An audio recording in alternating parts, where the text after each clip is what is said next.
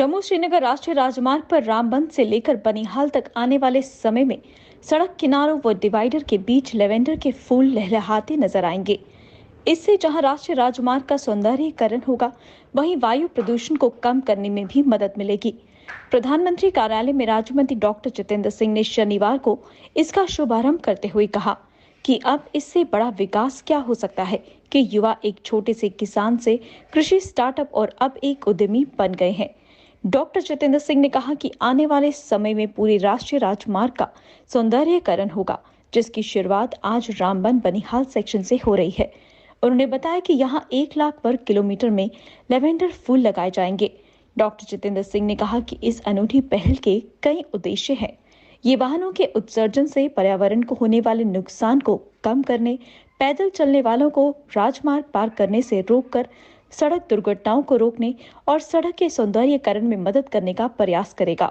Doctor Jitendra Singh ने कहा कि इस कदम से न केवल राजमार्ग पर प्रदूषण और दुर्घटना की संभावना को कम करने में मदद मिलेगी, बल्कि पर्पल क्रांति में शामिल कृषि स्टार्टअप को भी बढ़ावा मिलेगा। डॉक्टर जितेंद्र सिंह ने कहा कि ये देखकर खुशी हो रही है कि राष्ट्रीय राजमार्गों पर हरित खेती शुरू करने के उनके विचार को सफलता मिली है। उन्होंने कहा कि आज का दिन जम्मू कश्मीर के लिए आने वाले समय में पर्यावरण संरक्षण में एक मील का पत्थर स्थापित करने के लिए याद किया जाएगा।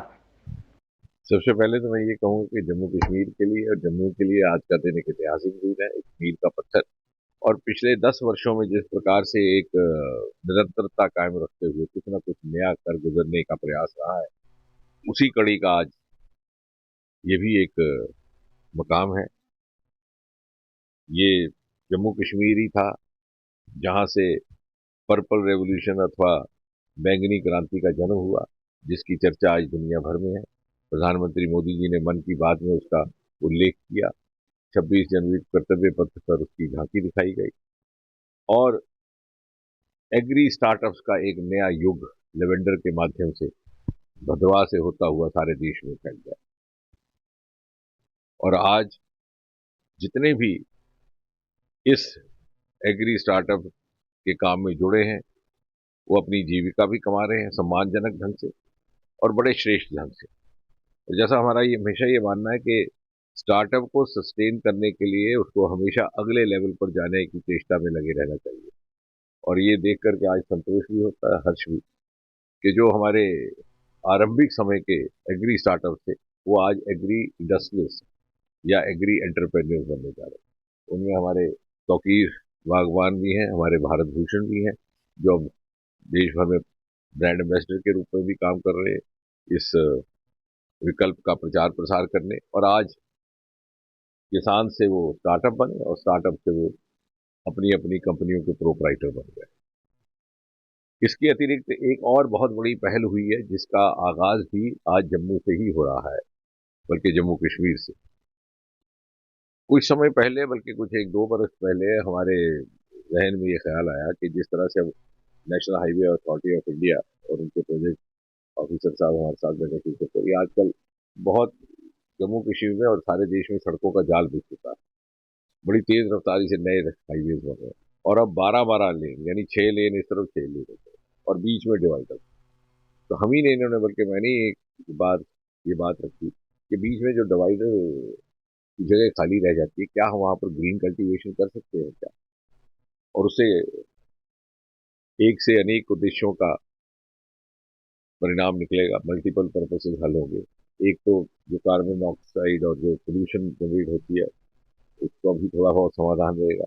दूसरा, अक्सर कई बार लोग बहुत स्पीड में गाड़ी चलाते हुए डिवाइडर को क्रॉस करते हैं, डिवाइडर को तोड़ते हैं, ये दूसरी तरफ चले जाते हैं। तीसरा, कई बार लोग भी तेज गाड़ियों के बीच पैदल चलते हुए उसको लांग करके दूसरी तरफ जाते हैं, जिसमें अपनी जान की जोखिम में भी डालते हैं।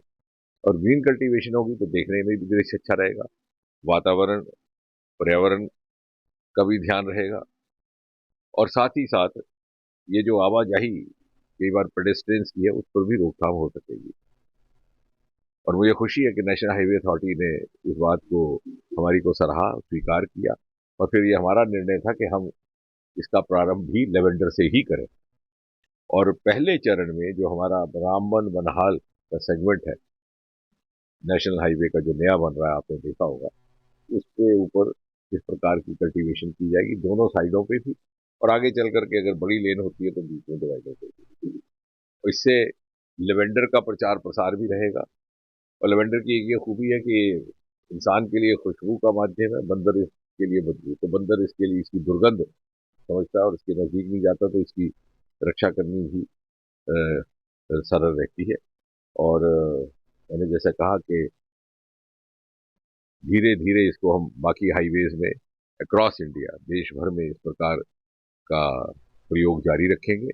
और जैसे मैंने आरंभ में कहा कि 10 वर्ष निरंतर ये प्रयास रहा कि हम आखिरी दिन तक कोई ना कोई नया इनिशिएटिव अपनी जनता आवाम के आगे रखें। और मुझे खुशी है कि कोड ऑफ कंडक्ट लगते ही परसों हमने उत्तर भारत के पहले होम्योपैथी मेडिकल कॉलेज का काम प्रारंभ हुआ देखा कठुआ में 80 करोड़ की लागत से। और आज ये एक नया initiative lavender cultivation, green cultivation along national highways of India, वो होते देखा। और आज ही के दिन हमारा लेवेंडर स्टार्टअप एक अगले स्तर पर पहुंचते हुए ये दृश्य भी आज भी देखने को मिला।